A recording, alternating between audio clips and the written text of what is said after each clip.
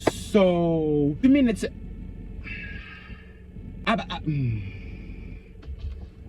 This is the most. But girl, why would you? Did he really just say? Not even a damn surrogate?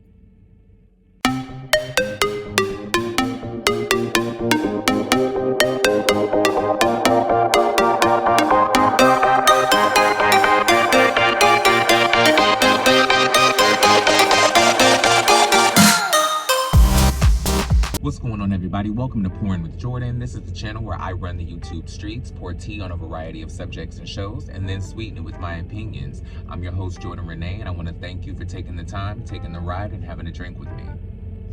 Today we're going to talk about the latest episode of Real Housewives of Salt Lake City, and I'm going to take a moment to dive into everything that happened on the episode and give a brief recap and a condensed dissertation on everything that went on in this episode, because these women are all over the place.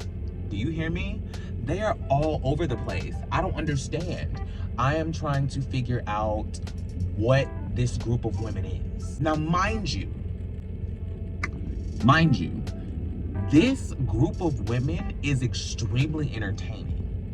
I like watching them. I enjoy seeing them as women interact with each other. Them as individuals is interesting, but them as a collective is so hodgepodge and so confusing. I have no clue how this casting happened, other than the obvious casting choices, such as Whitney and Heather being cousins, Meredith and Lisa being friends, Mary Cosby having this extreme backstory, Jen Shah probably having an amazing casting tape. I can see those type of things, but I don't know, was there like a chemistry test between these women?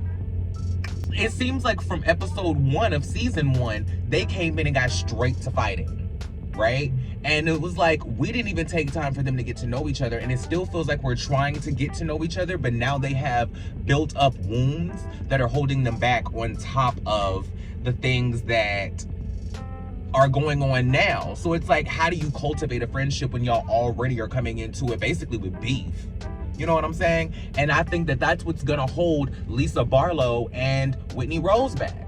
I think that that's what's going to keep them from having a genuine friendship ever, outside of the fact that Lisa Barlow does a lot of questionable shit and will not own any of it, right? Lisa Barlow thinks that she can sit here and own something that means absolutely nothing, like an argument with her husband, and sit here and compare that to her actually doing something that could have possibly sabotaged a alleged 25-year friends event, all because you told her 5 hours earlier that you were related to Whitney Rose and that she was your cousin and that y'all were friendly. The fact that she cannot step outside of herself and just say, okay, based on the optics of what you're saying, I can see how you would come to that conclusion, but let me explain to you why that's not true, right?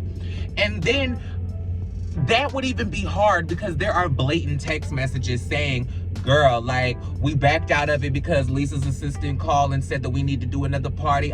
We can't do it. You know what I'm saying? It's just not the right fit, and all of those things. Like, there was nothing mentioned about what Aubrey said at the table about they had to leave and go out of town and do this and they had to go. There was nothing said about that. Based on the text messages that Angie read to Whitney, she said that they said they got a call from Lisa's assistant about another event and that your event was not the right fit for their company. So what is the real truth? Because you came over here and put on this fake ass staged ass scene to do what? Debunk the original lie that you told Angie? Because now you're just telling on yourself. Lisa, you should have had a conversation with her and you should have asked her, okay, what was the conversation that you had with Angie when you canceled on her, so that I can maintain some sort of consistency so that my lie isn't called out as bullshit. This is where I want to congratulate Whitney, because you won the episode for me in this moment, because the way you called that shit out in the moment was golden. Like, that is the type of production hat that I want to see the women wear, right? I don't want to see you try to overproduce some bullshit and put on a fake ass scene. I want to see the person who is going to call out and be like, wait a minute, no. Girl, did you just set this up? Like, oh, hell no. And then what I love the most is that the editors agree with everything that Whitney said, because they put together the footage to line up with everything that Whitney was saying, especially from when she was saying how she basically has a PhD in how Lisa Barlow moves. And then the way that they lined up the timeline from her getting from the party all the way up until them coming to that dinner, when she was like, this is a bunch of bullshit. The way they lined up that timeline, brilliant. The editors think that Lisa Barlow was full of shit too. I love a messy editing team.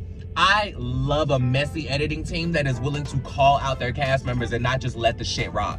I love that when they sit here and just put the proof or the contradiction in the episode, and they just show it right then and there, and it's like,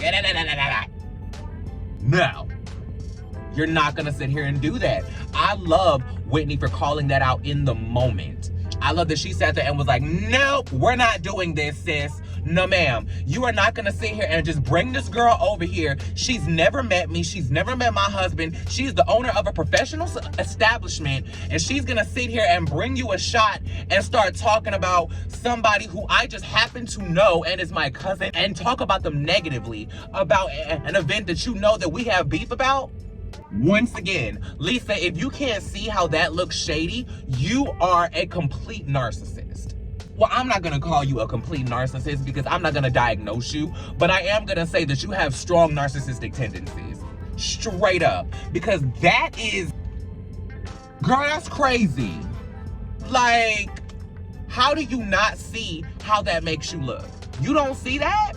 And she sat here and explained it. I hope that Lisa Barlow comes on Watch What Happens Live soon. And I hope that Andy asks her, okay, so now do you see what they're talking about? When you watch the episode back, do you see how you look like you set all of this up? Do you see how it looks like you set up her event to get messed up by canceling the caterer? Do you see how it looks like you set Whitney up to get her on your side, to get her to this restaurant, all to try to convince her that what you were saying about Andrew wasn't true, so that you can have her on your side, so for the rest of the season, she'll be on your side to battle out that storyline with? Tell me that's not a crock of bullshit. Tell me that's not a setup. Tell me that's not exactly what Lisa Barlow did. I'm sorry. I'm not gonna sit here and give these girls the benefit of the doubt when it looks like a duck, quacks like a duck, cancels caterers that are serving duck. It's a duck, sis. Like, I don't know what you want from us. You want us to sit here and get pissed on and just believe it's rain. You want to sit here and tell us that the sky is green and it's clearly blue. You want to tell us that the grass is blue and it's clearly green. Like, girl. And you're not even that good at it, because the shit that you set up, you leave a trail of breadcrumbs to where people can easily pick up on the mess that you're stirring.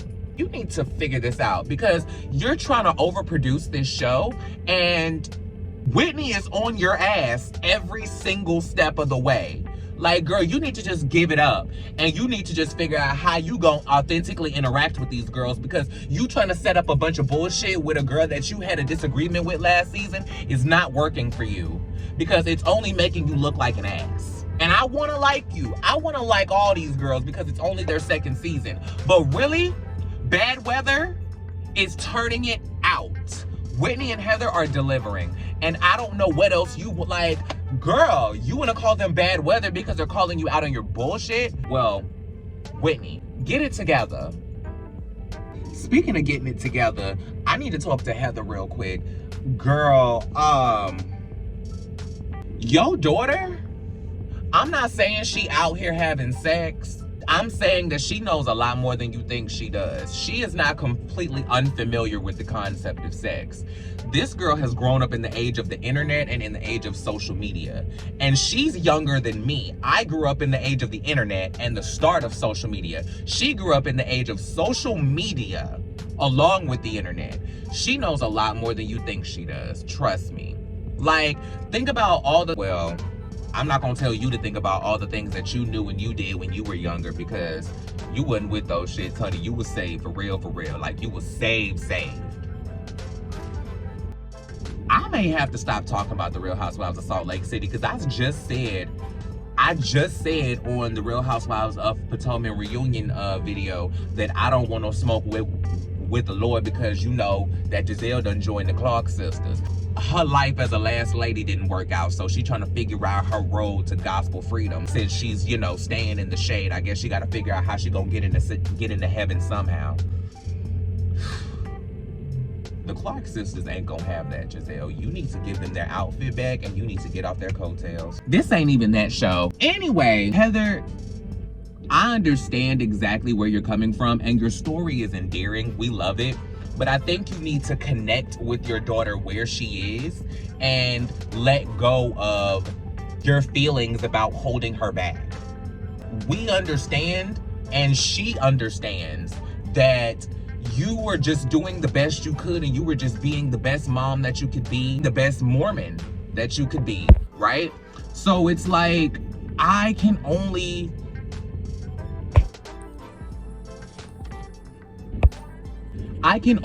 embrace your story, because I completely get where you're coming from. As a parent myself, I completely understand what it's like to not want to damage your children with your mistakes.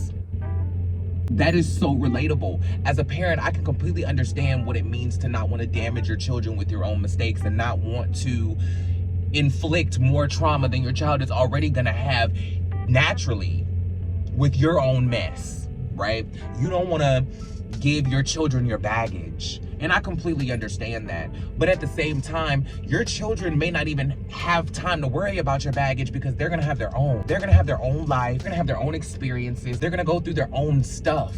So make sure that you're present and you're aware to catch her going through her stuff, because you trying to unpack yours and make sure that none of it jumps into her suitcase, you're missing what's already in her suitcase. Do you get what I mean?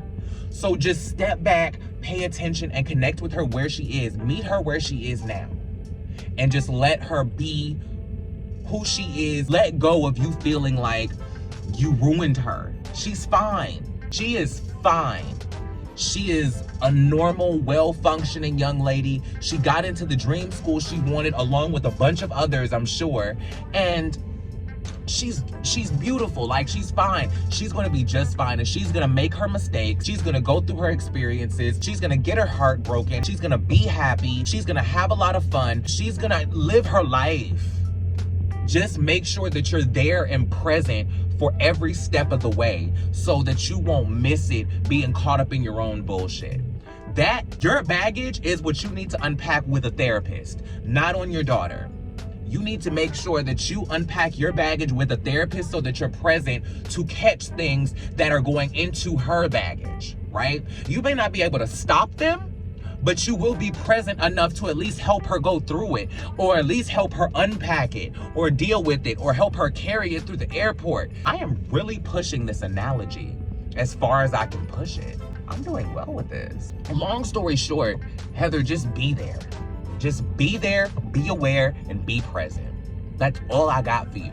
That honestly brings me to Jen Shah. This flow is going well today. Let's see how I get through the rest of the episode. Jen Shah, I'm gonna need you to back off just a little bit. Back off of Omar just a little bit, mama. I need you to come back just a little bit, because what you're doing is smothering him when he's already feeling traumatized by you. And I don't mean to use traumatized as like extreme language, but coming through somebody who has suffered a lot of extreme trauma, and a lot of it having to do with their own mother, I need you to hear me. I need you to back off and let him come to you. Because if you're just trying to smother the fire, you're not gonna be able to actually figure out what started the fire, because sifting through the ashes is gonna take a lot longer than actually being able to see, okay, this is what went in the fire that started it, to blow up in the first place. So now I can put it out right here instead of making it a huge issue. I don't know if that analogy went as well. What you need to do is just back off a little bit and just be his mom. You don't need to try to go above and beyond and be super mom and do all of these things. You need to just, like I was telling Heather, be present. And you need to be aware, because you don't even see how checked out Omar is. Omar is scared to death to open his mouth to you. And if this is how he is on camera, I can imagine how Omar reacts to you in the privacy of your own home, of your own chalet, rather. I am nervous for y'all two's relationship because you don't even see how you're affecting him. I want you to tell me, Mommy, yes, I want you to come to the school, you know? But that's not me telling the truth. Okay. Because you're too caught up in trying to interject how you're being seen on camera, and you're trying to make sure that you present this narrative. And it's like, girl, stop trying to tell the story. Be present. Because what you're doing is you are going to put him deeper and deeper into a shell, and he is gonna let that out somewhere. But it damn sure ain't gonna be to your ass. It may be to Coach Shaw. It may be somewhere out there in the streets. It may be to his little girlfriend, his little boyfriend, his little them friend, who knows? But it's not gonna be to you, because you are not making yourself trustworthy. He can see what you're doing. Children are not dumb.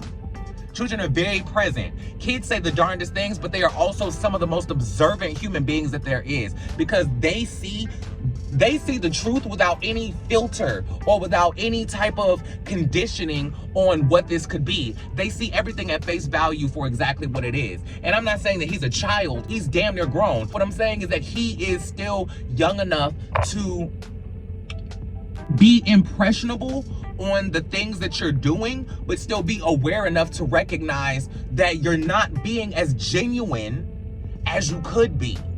Like, you wanting to come and decorate his locker and do all of that other stuff, like, that doesn't mean anything. I'll give you a personal example. My mother spoiled the dog shit out of me growing up, right?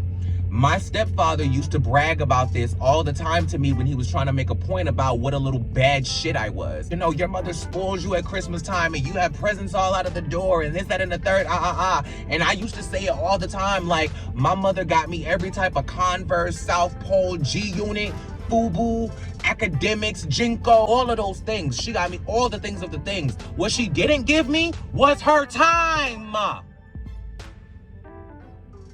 Pay attention, Jen. What Omar needs from you is time. He needs attention. He does not need you to buy him things. He does not need you to take him places. He does not need you to decorate his damn locker. He don't even need you to drive him to school.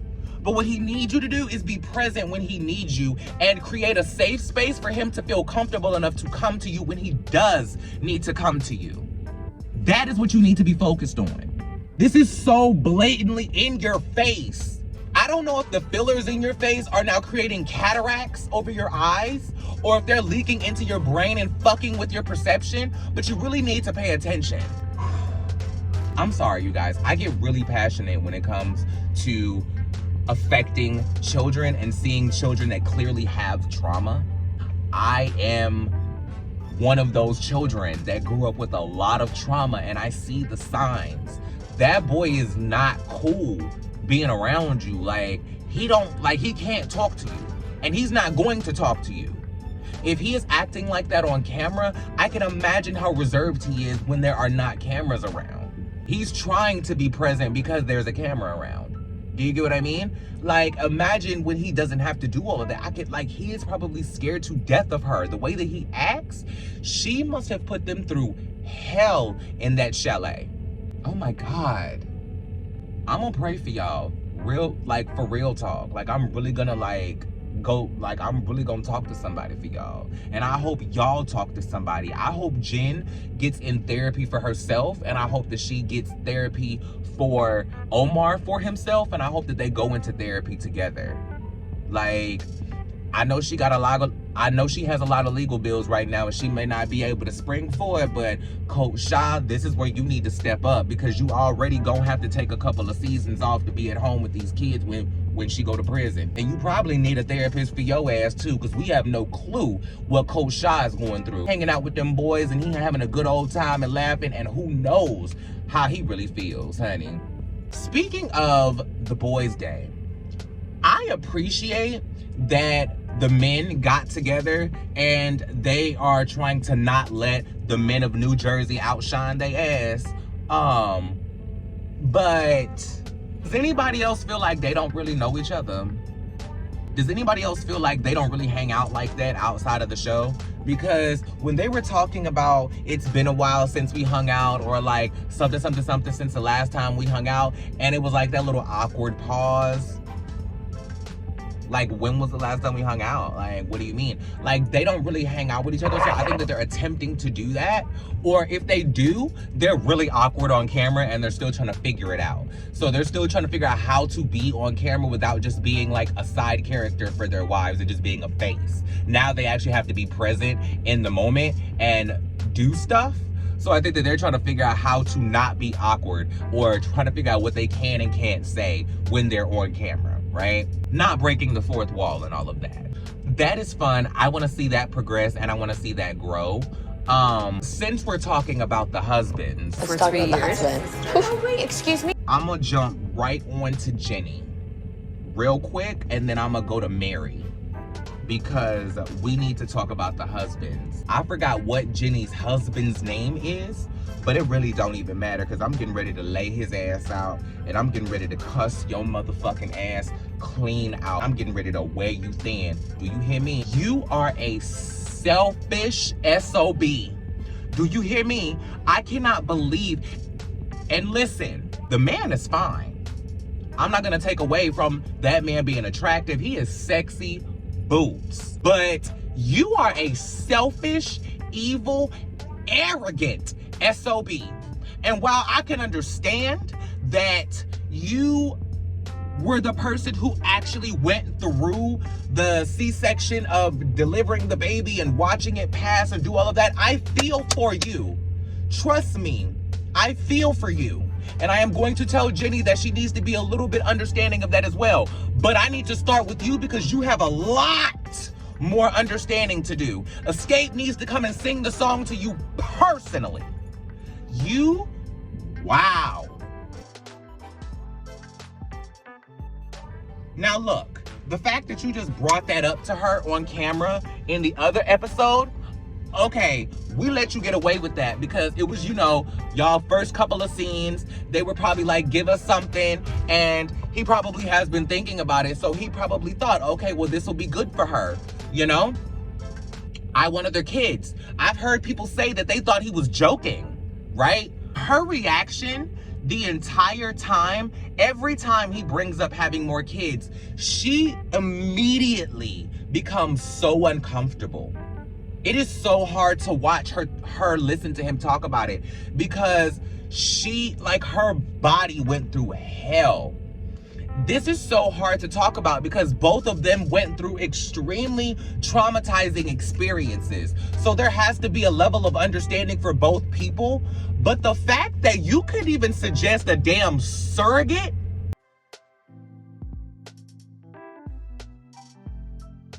the fact that you immediately jump to a sister wife, that I think is just crazy to me. Like, I don't understand how you think that that's okay. We're not in the 70s, like, where you just automatically result back to your inherent culture. We have other ways of doing things. You really want to put your wife in that position to have another sister wife? Like, just because your kid, just because she doesn't want to have another baby because of the trauma that she went through, now all of a sudden you want to bring another woman into your bed? Are you joking? You want to bring another woman into your marriage?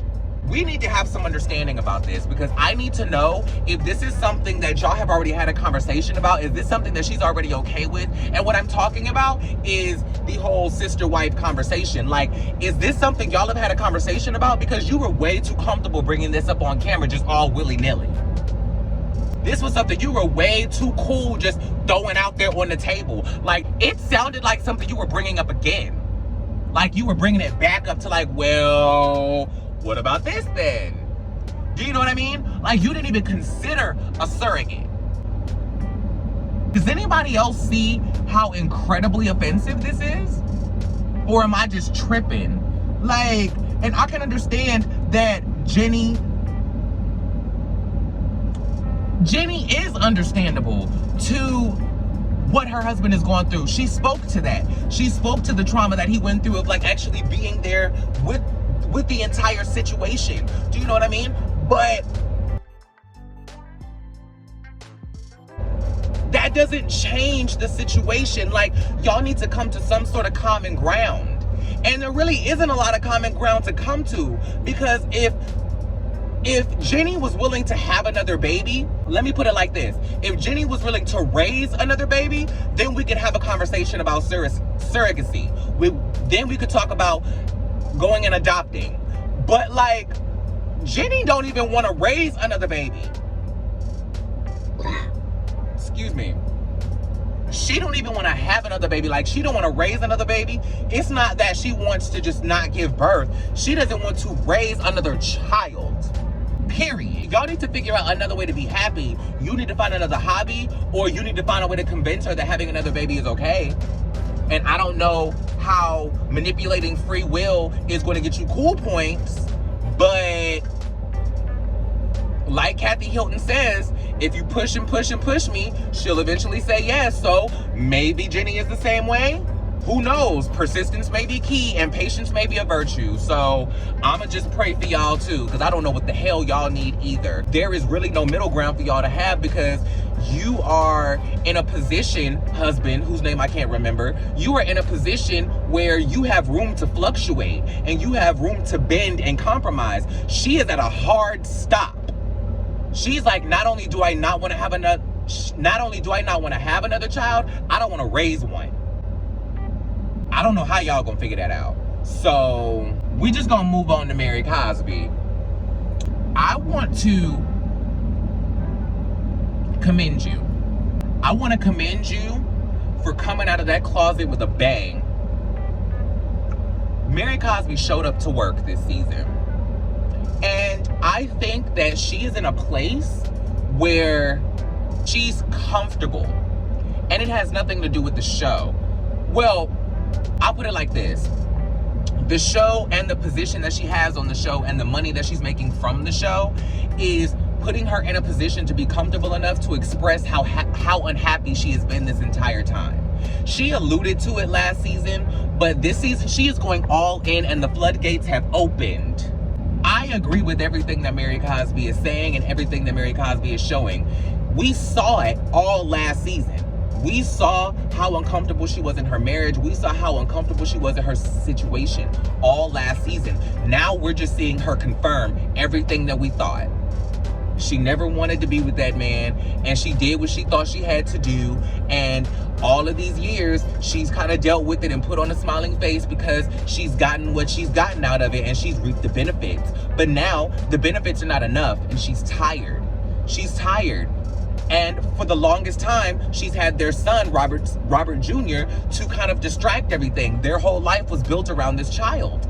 And now, all of a sudden, Robert Jr. is like, listen, I'm trying to figure it out. I'm probably gonna move. I may move, I might not. But at the end of the day, I'm grown. So she still need to figure out what she finna do with herself, because either way, whether Robert Jr. is living in that house or not, she is still gonna be an empty nester, because he's gonna be grown and out and doing his own thing. It's not like he's gonna be cooped up in the house doing whatever she says. So she needs to figure out what her exit plan is. And it sounds like that is exactly what she's doing, because she is tired. Do you get what I'm saying? Her speaking about this on camera, she's saying nothing that is new. She has felt this way for a long time. But what it is that she has had this lifestyle for a long time and it has benefited her, but it stopped being enough for her a long time ago. And she is at a point where the money and the jewelry and the bags and the fashions, however tacky they may be, are not enough for her anymore. And she's ready to step out and actually be happy and live a life. She said it on the show. The year that Robert Sr. was stuck in Florida, she lived her life. She was so happy. She was so happy not having to be with him, right? She said him getting comfortable makes her uncomfortable. If that is not a sign that she don't want to be with that man, I don't know what is. Now we're just waiting on the conversation for her to be like, listen, I'm done. I've gotten all I can get. And I think the reason why she's comfortable really moving this way is because now she's found some level of comfortability with being on the show. Now she's making her own money, and she doesn't have to rely on the church that her grandmother built, that her husband is probably still in charge of. You know what I'm saying? Who knows what that paperwork was like? Who knows what the established things are like? Maybe she had to marry Robert Sr. because he was the power of attorney, or like he was the beneficiary to everything that is her grandmother. So maybe in order for her to reap the benefits of all of that, she did marry him. Now that brings into question whether her grandmother told her to marry him or not, but that does bring validity of why she did it. Do you get what I'm saying? I think that for the longest time, she didn't have another way out. It's kind of like on Real Housewives of Beverly Hills when Erica was like, well, where am I going? Right? And Andy was like, I know what you make on this show. The reason why she probably said, now hold on. Now, I don't know if that's editing or not. We'll see in the next few days. She probably wanted to walk out of that lifestyle and walk right back into that lifestyle with her own money. She probably didn't have enough money to walk yet. That's probably why she didn't leave in all these years. She probably had the opportunity to leave, but she probably wanted to walk out of that lifestyle with him and walk right into that same lifestyle single, right? Just my assumption. I think that Mary, she's been tired for a long time, but she didn't have an out. Her source of income was the church. It was Robert Sr. So now that she has this money from Real Housewives of Salt Lake City, and she seems to be a person of interest for the audience, I think now she knows that she has to milk her position and really build her way up out of this, right? It's a combination of her being tired of having to live the lifestyle with him and her finally having an out. She finally has a way to walk. Do you get what I'm saying? Because if she leaves him, she's probably gonna have to leave the church too. There's probably no way she's gonna be the first lady of the church and be divorced from her husband. Tell me how that works. Most of the time when people get divorced in churches, they excommunicate your ass. So, girl, I think that Mary is finally finding her footing. And the next couple seasons are gonna be really fascinating to watch Mary Cosby grow. It's gonna be really interesting to see how Mary Cosby blossoms in the next couple seasons. I'm gonna be watching her the rest of this season because she is on fire. Mary Cosby is on fire. One last thing before I go. I want to talk about Jen Shah buying that jewelry for all the girls real quick and spending $2,700 on each necklace. Girl, you trying real hard to buy friendship, honey. Cause, listen, nobody's even talking about you in their other scenes. Like, I don't think anybody is even studying you enough to have this long carried resentment or beef with you. So you're sitting here making your whole storyline trying to figure out how you're going to get in with the girls. And all you needed to do was apologize and show up and be a good fucking person. Damn it. All you need to do is just be a good person and show up. You don't gotta buy them $2,700 snowflake necklaces, but I don't know why you didn't think of that to start with, because that's the emblem of the show. So I love how the editors popped in the little light bulb thing, like, duh, why did you think of a snowflake? But you're trying to buy their friendship, and all you need to do is show up and be their friend. Girl, like, and then on top of that, they ain't even studying you. Like, your whole storyline is trying to solidify and secure and rebuild your friendship with these girls to the fact that you had a whole sit down with this woman's son, and like, they not even studying you. The only person who was studying you really was freaking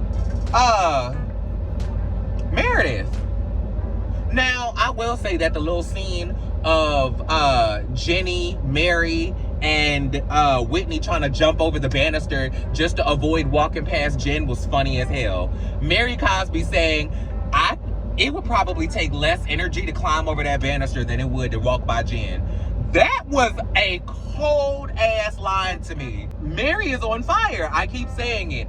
Whitney is also on fire. Heather, I love you, girl. You are my favorite, but you need to let your daughter just go ahead and be free and just meet her where she's at. Lisa, your ass is dead wrong. Whitney, keep it up because you are right on the money. Meredith, you need to sit down and have a conversation with Brooks.